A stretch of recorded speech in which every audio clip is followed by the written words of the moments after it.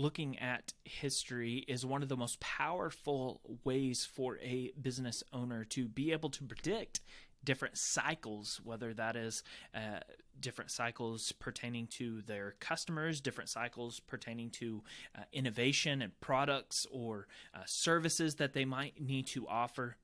And I think that books like Good to Great, written by Jim Collins, is a great example of the cycles that a business goes through in its infancy and through maturity. Books like Good to Great that look at all these different case studies of large companies and things like that and see what they did good and what they failed at.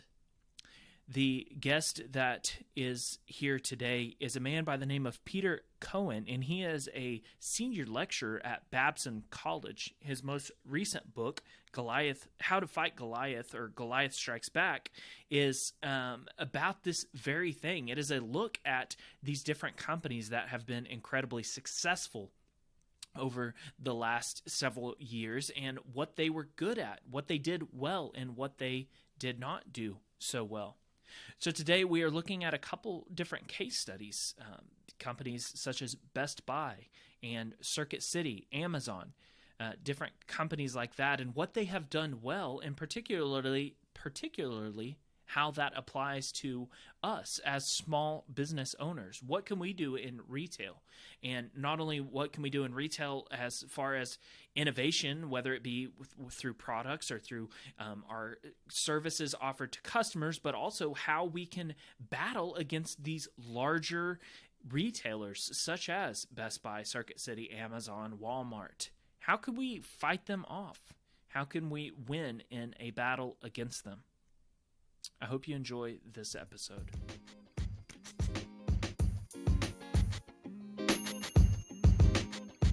Hello and welcome to the Better Business Podcast, the podcast that helps you improve your family-owned retail business. My name is Steve Cook. I'm a third-generation business owner, and with the things I've learned and talk about on this show, I've taken my family's retail business to over $10 million in sales. Now let's get to the show. Welcome to another episode of the Better Business Podcast. My guest today is Peter Cohen, and he is a teacher, author, strategy consultant, angel investor, and blogger. He has a lot of spare time on his hands, as you can tell. He has written for Forbes and Inc. and is now a senior lecturer at Babson College. He is a top 100 retail influencer and is the author of the book Goliath Strikes Back.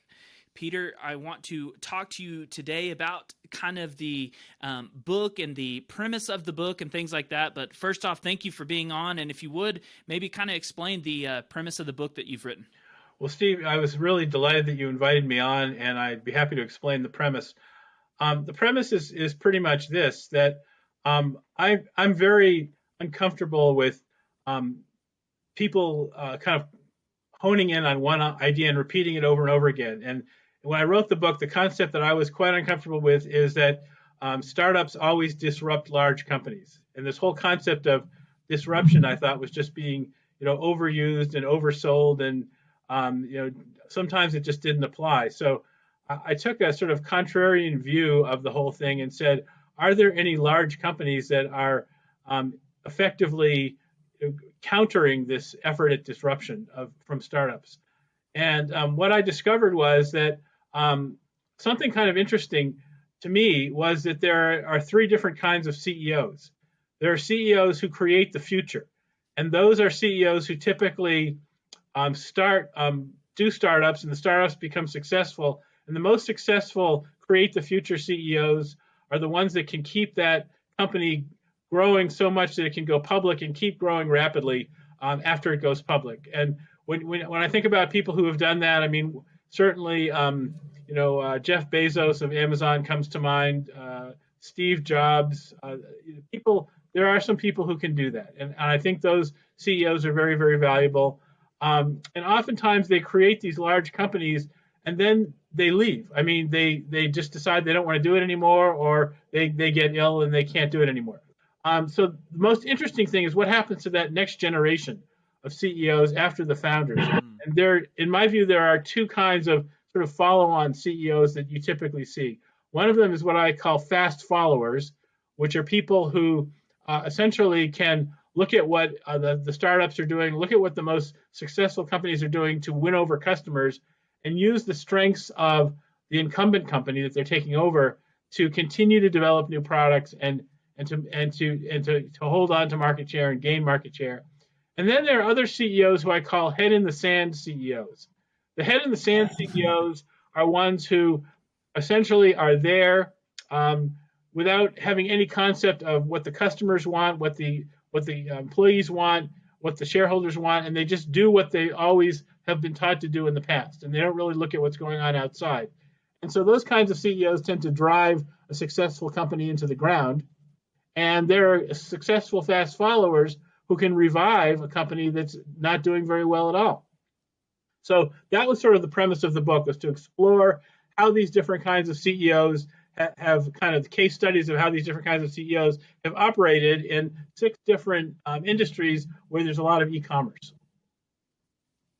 It reminds me of I'm sure you've heard of the book that Jim Collins wrote, Good to Great. Yes. It reminds me of kind of, it seems like you and him have a very similar style in the looking into case studies and things like that. I've always enjoyed those books because it's not only it's kind of using history as a history lesson to also make application into what you do in a business.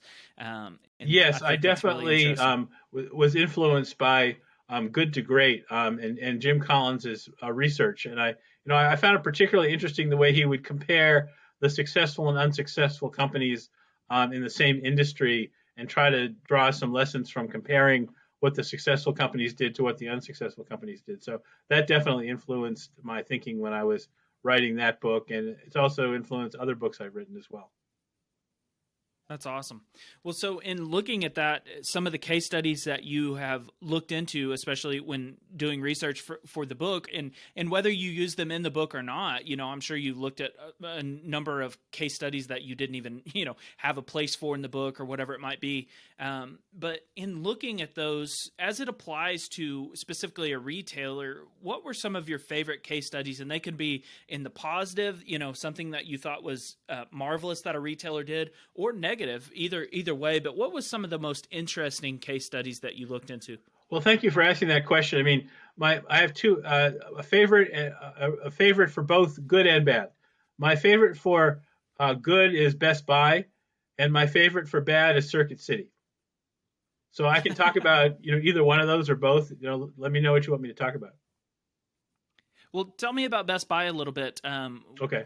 You had mentioned that. I think I'd actually seen a little bit of an article, so I might have kind of seen the summary of that. But tell me about kind of Best Buy and what best practices they had.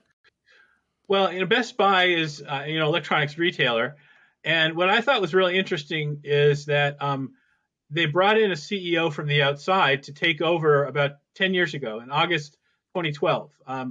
The previous CEO had kind of flamed out, had some sort of a relationship with an employee that was inappropriate, and the company was, losing lots of money, over $1 billion, and was sort of in trouble. They brought in somebody named Hubert Joly, who's a French executive who had been a consultant at McKinsey and was running some Canadian travel company, which wouldn't necessarily seem to have anything to do with Best Buy and its business. So he was on the board of Best Buy though. So he did have some knowledge of its business.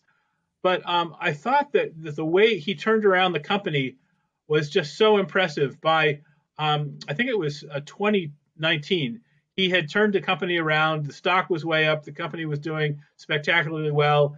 And he handed it off to a successor who was a longtime Best Buy employee. And so the way that he turned around the company was incredibly powerful and insightful. And I think there are lessons from that, what he did, that are valuable to any CEO who is coming into a situation where you have to turn around the company.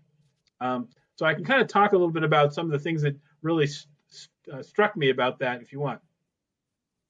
Yeah, what was some of the things that stood out the most that he did, especially the changes that he made? Of course, that would be something that's real important to learn.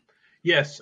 Well, to me, the most important thing he did was he listened to people on the floor who have direct contact with consumers who are coming in, and they told him some things that the company urgently needed to fix. For example, one of the things that was really interesting was that there was this concept of showrooming, which means that consumers go into a store and they try out a product. And once they find the exact product that they want to buy, they leave the store, they go online, and they buy that product from some other vendor at the lowest possible price. That's something that they do. Another thing that the people on the floor said was, our website is not very easy to use. It's hard for people to search for things they want to buy and to make the purchases. They also commented on how the previous CEO had not treated the people very well, and they were very discouraged and demoralized. And there was no connection between the mission of the company and what the company and what they could do in their own lives. So to me, that was one of the things that he did that was most powerful, was that he asked the store managers to figure out a way of connecting what would be meaningful for the employees to what the company wanted to achieve. So one example that really struck me was there was a Best Buy store not too far from my house in Woburn, Massachusetts, where one of the people in the store talked to the manager of the store and said, I want to buy a house. And real estate prices in Massachusetts are very high, as they are in many parts of the country. He couldn't afford to buy a house, so they agreed on a plan where he would gain more skills that would allow him to get promoted, so that he could afford to buy a house for himself and for his family.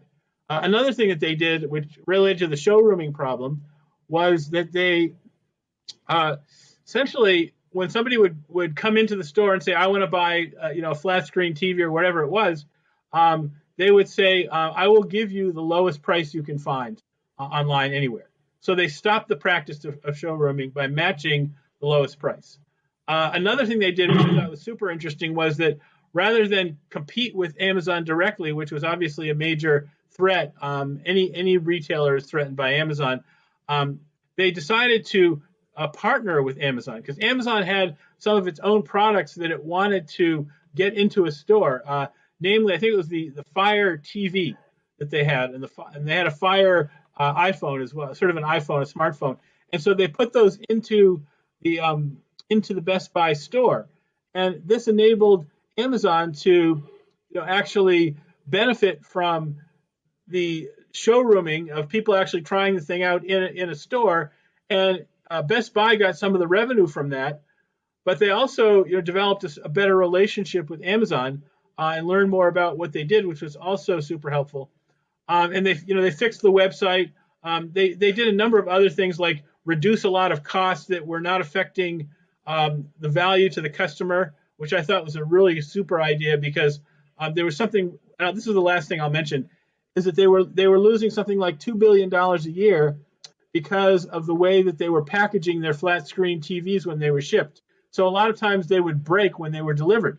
And so Best Buy would have to, pay for a new TV. And the whole problem was really annoying customers. And so they essentially came up with a new way to package the TV so they wouldn't break when they were being delivered. And that was just purely wasted money that they were able to save. So all these different things spring from one thing, which is to think about the employee's experience interacting with customers and make it so compelling that customers will want to go and buy things from your store or your company, and they will want to, and you'll keep developing new products that the customers really like, and they'll keep coming back for more. So to me, that is a very, very powerful lesson from that story. And the thing that I find most surprising is that probably one of the most memorable and most effective things that he did was to treat employees really well and to respect employees. And the power of doing that is incredibly, has tremendous economic benefits for the customers and the shareholders and the employees. And so I thought that was really super. And when you look at the Circuit City example, which I also thought was a really interesting example, is that you see that they did the opposite. And it kind of allowed me, I have an exam that I give to my students in business strategy. And one of the questions that I put on the exam is to ask them to figure out why Circuit City went bankrupt. And I have them use this technique that was developed by Toyota, which is called the 5 whys analysis, which is when you see a problem, you ask, why did it happen? And then when you figure out the answer to that first question, you ask, why did that happen? You keep asking over and over again. And so what I did in analyzing why Circuit City went bankrupt was that there were actually 7 whys. But basically they had this problem where the CEO of the company essentially wanted to get a $7 million bonus. And in order to do that, he needed to improve the company's earnings per share, because that was what the bonus was based on. So rather than concern himself with the value to the customer of the employee, of the experience of going to Circuit City, he was trying to figure out, how can I reduce the costs of this company so that the earnings per share will go up, and then I'll get my bonus. So what he did was he replaced 3,100 experienced salespeople at Circuit City who really knew the products and really helped customers with 2,400 low-paid part-time workers. That lowered the cost of the company tremendously, and that allowed him to get his bonus. But it also caused customer complaints to soar. They got hundreds of thousands of customer complaints. The customers all stopped shopping there because they hated the experience, and they were able to get a better service and better product selection at Amazon, at Best Buy, at Walmart, all these other places, better locations of stores, all these things that these competitors were much better for the customer than Circuit City. And so ultimately, Circuit City had borrowed a lot of money to buy inventory, and nobody went into the store to buy it. So because of that, they couldn't repay their debt, and they went bankrupt. So, especially with that first example, if a retailer is looking at some of the positive case studies of companies that, took a hockey stick growth pattern, or I guess in summary would say that for a retailer, it's incredibly important to A, listen to your employees, and B, listen to your customer. Obviously you gave the example of that CEO. He wasn't working on the floor of Best Buy, so he wasn't in touch necessarily with some of the realities that might be happening, which can also happen to a small business as well, right? Mm-hmm. However, I think as in summary, it's to listen to your customer. Here's my question to you, Peter, is how does a retailer, if a small business owner is going to compete with somebody like Best Buy or Walmart or even some of the e-commerce places like Amazon, like you had mentioned, how do you not let listening to the customer go too far? I think that Jeff Bezos is almost infamous for he puts the customer on a pedestal, or had put the customer on a pedestal when he was building Amazon, but he didn't necessarily listen to the customer because he was trying to encourage the company to invent more. And those were things that the customer didn't even know that the Amazon Alexa could exist. They didn't even know that 2-day shipping was even a possibility. Mm-hmm. I guess, but he did see value in the customer. But for somebody like Best Buy, they listened to the customer and then almost, I guess you could say, did exactly what they wanted. Is there a point where, or how do you find the line of listening to a customer, especially for a small retailer? A customer might say, well, if you had everything Walmart did, then I would, shop here or whatever. Well, at some point you might go out of business because you're holding too much inventory, or, maybe your business model isn't set up for that or something. Is there or what is the line of allowing the customer to, take your business to a place where maybe it's not profitable, or it can lead down a bad negative path? Well, I think that's a really interesting question. I mean, I think one thing that I would say is that there is a fine line between sort of ignoring what customers want and just always doing exactly what the customer wants. And I think, the short answer is that it's what often happens, and what I've seen in a lot of cases, and certainly in Goliath Strikes Back, I saw a lot of cases of this, of something called confirmation bias, which is just this idea that a person becomes successful doing something, and they now think that because they were successful, maybe they started the company back when they started the company 30, 40 years ago, they were super successful because they didn't spend money on anything except for the product for the customer, and they didn't have a good they didn't have good customer service. None of that mattered. They just had the lowest prices. So they assume that even though they haven't been running directly in contact with the customer for 40 years, that's still the way the world is. So now, their people come to them and say, our competitors are stealing our customers because they're offering this new product or tremendous service or something different that we don't offer. And the CEO says, I don't want to hear that. If I hear it again, I'm going to fire you. Just do what I tell you to do. And so when the CEO is too caught up in their old way of looking at things, which is the confirmation bias, and they're ignoring new information, then they're going to get into trouble that way. And as you point out, if they are always just doing exactly what the customer asks, they may also get dragged into something that may not be profitable. So there has to be sort of a middle ground. And the middle ground is sort of a certain strategic mindset that I call intellectual humility. That is, I'm very confident, I've been very successful, but I also know that the world can change, that customer needs can change, new technologies can come along, change things. A lot of things outside of the company can change very quickly, and suddenly everything that I thought I knew is wrong. And I have to be able to move very quickly. And certainly during the pandemic, in the last 2 years, you've seen tremendous changes in the way the world operates, and the companies that succeeded were the ones that responded to that most quickly. So for example, one of the ones that I really find really interesting is Airbnb. I'm sure your listeners are familiar with Airbnb.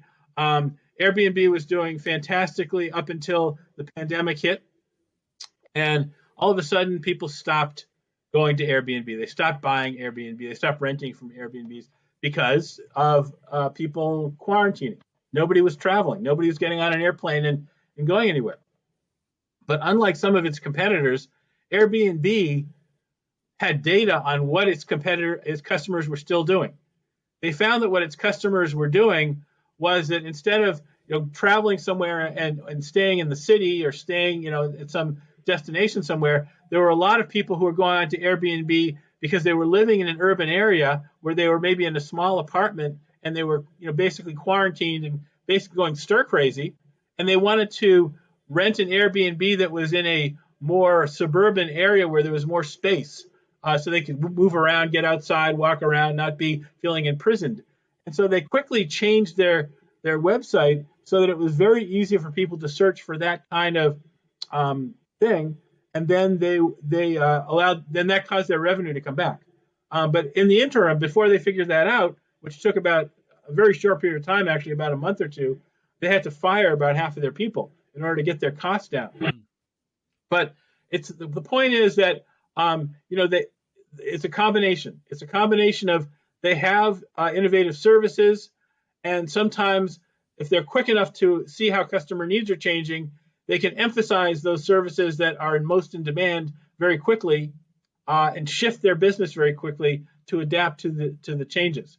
And now you have companies that were doing super well during the pandemic that their stock is down 80 or 90% because demand growth has sort of fallen off. For example, Zoom was tremendous growth, over 100% growth during the height of the pandemic, and now they're actually getting smaller. Netflix, the same thing, growing at 27% a year now, losing subscribers.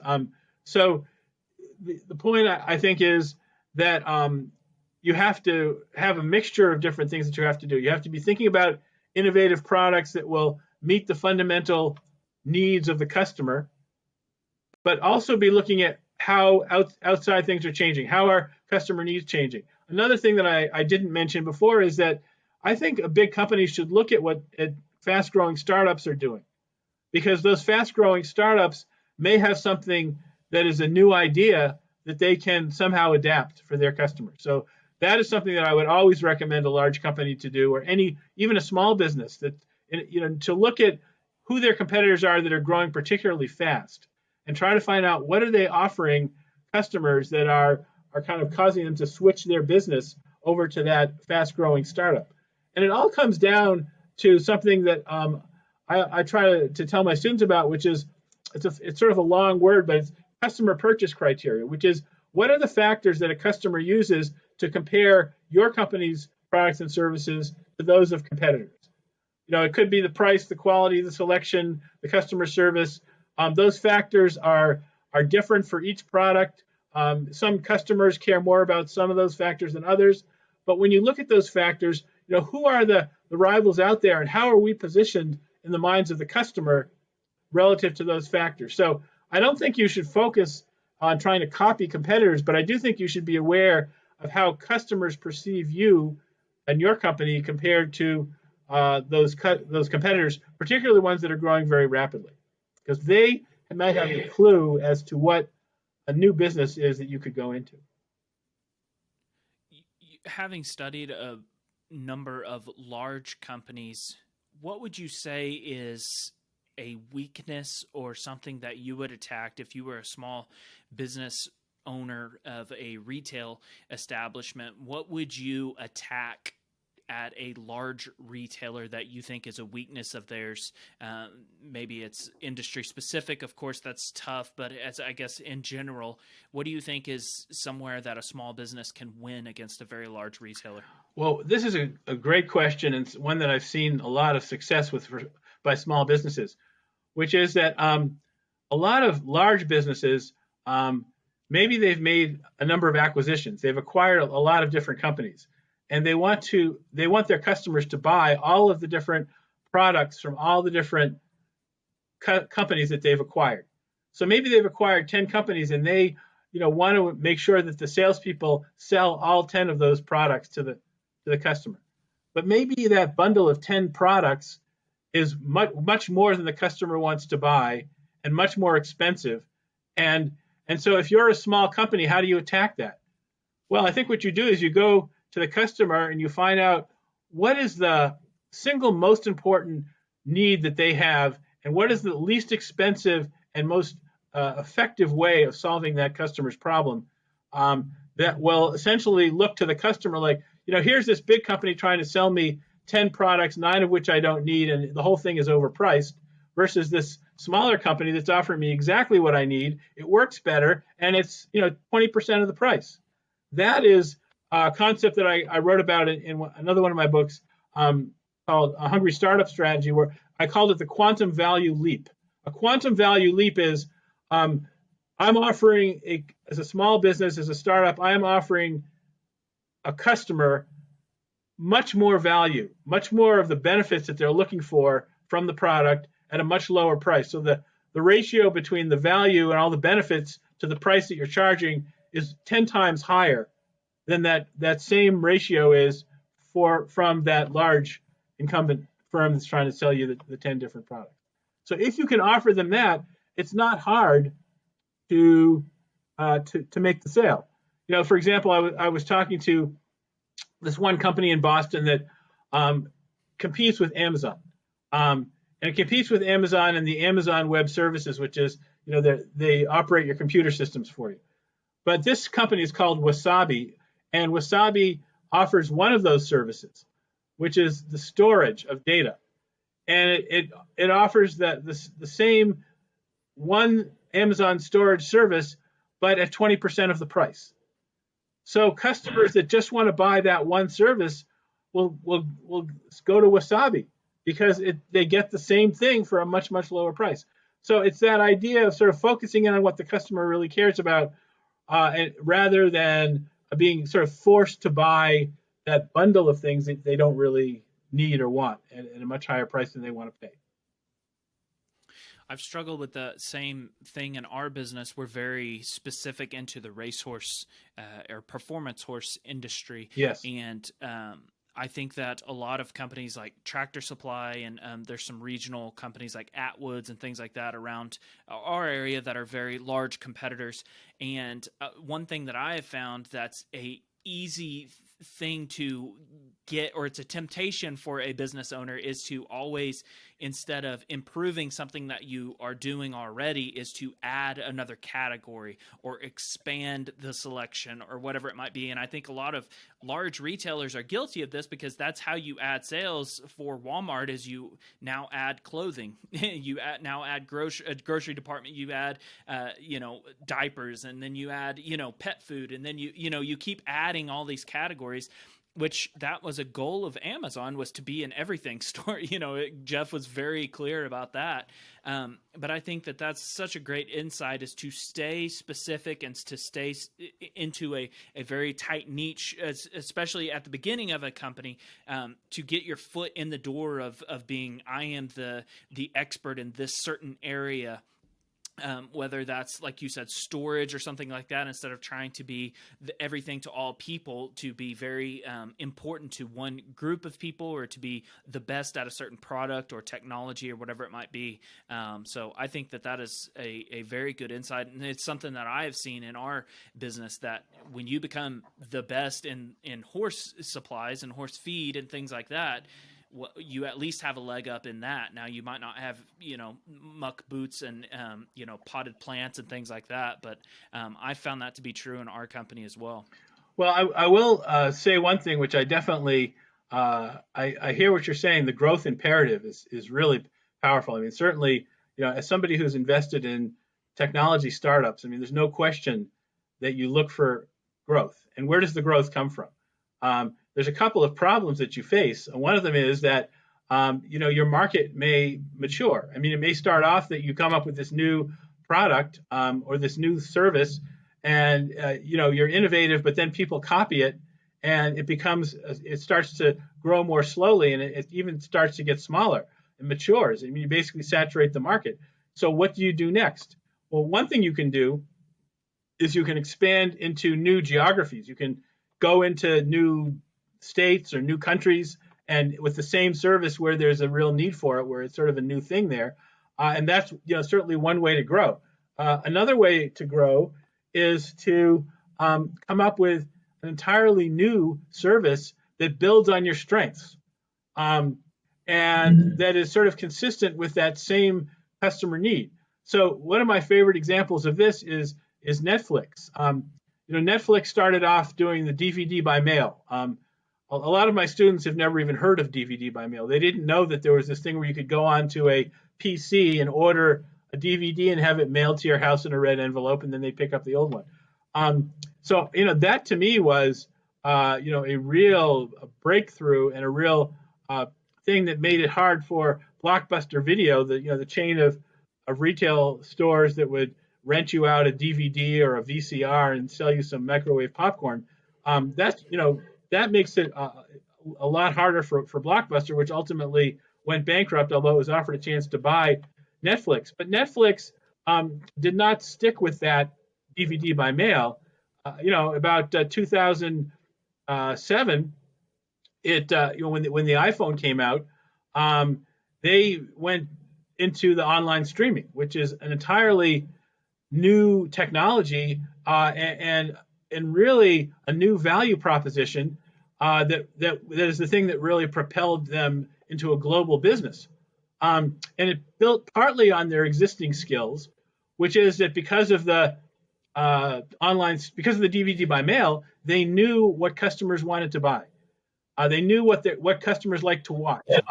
They found a lot of their customers like to watch movies that were directed by David Fincher, who was a director of The Social Network, the Facebook movie, and also that had specific actors in them. And so along came this property called House of Cards. And House of Cards had the characteristics of things that the Netflix DVD by mail customers like to look at.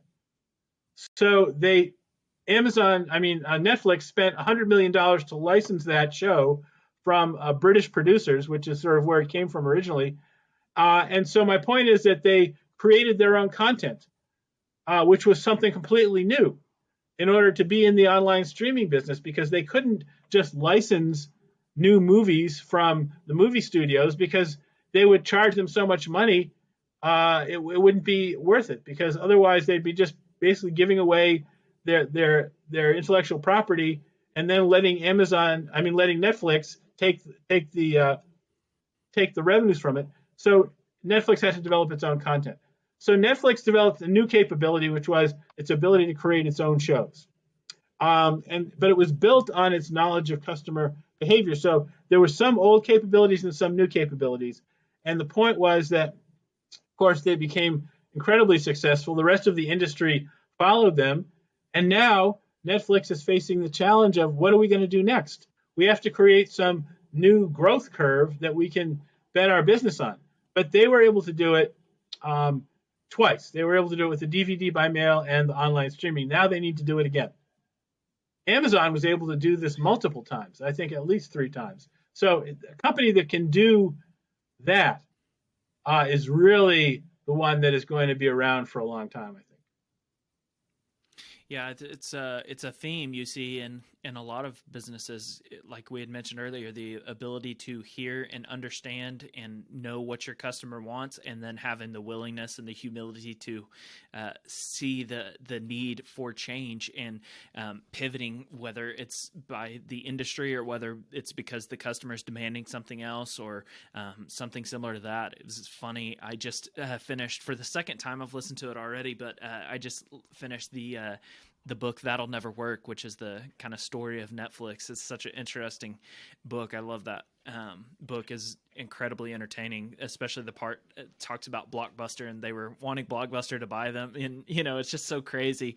I forgot how large and massive of a company Blockbuster was at the time.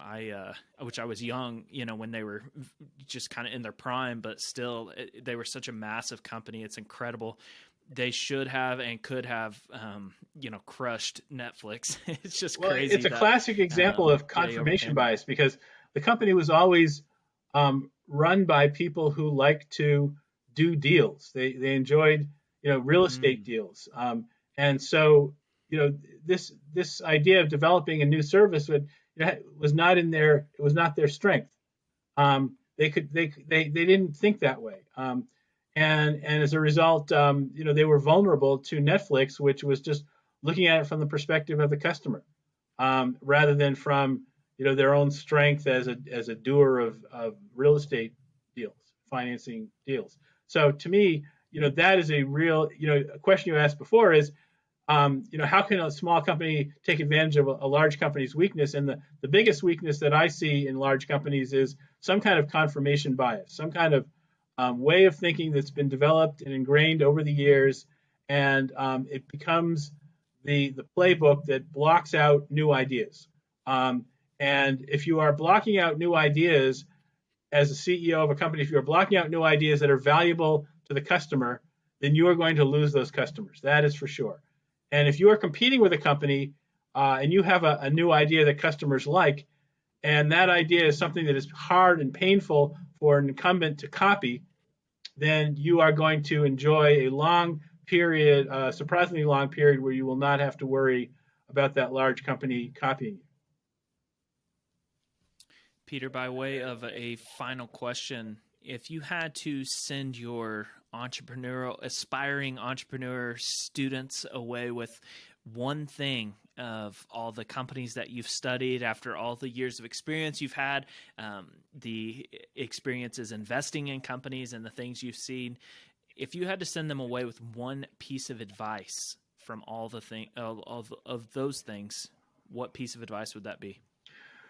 Well, I think one of the most important things is that if you're a successful company, you have to be thinking ahead to the point where your market is going to mature, and you're going to have to invest in a new growth curve.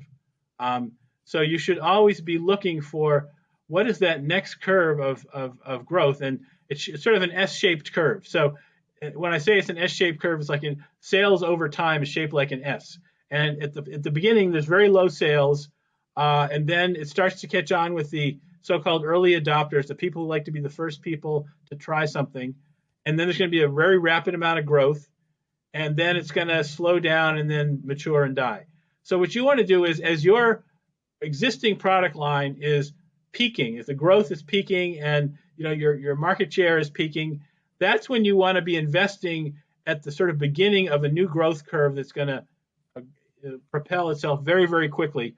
And if you are there at the beginning of that next growth curve, then you will continue your wave of sustainable rapid growth. And certainly when Amazon started investing in AWS, Amazon Web Services, that was a tremendous example of exactly that idea. It was obviously a large company and doing e-commerce and so many different product categories, and that was a market that was clearly attracting a lot of competition. And when they invested in the Amazon Web Services, they essentially created a new market. They continue to lead that market. Market share is much bigger than the small other competitors, and they continue to grow really fast, and they continue to get most of their profits from that business. So that is probably the best example I can think of a company that was successful, that invested in a new growth curve so that it would continue to grow.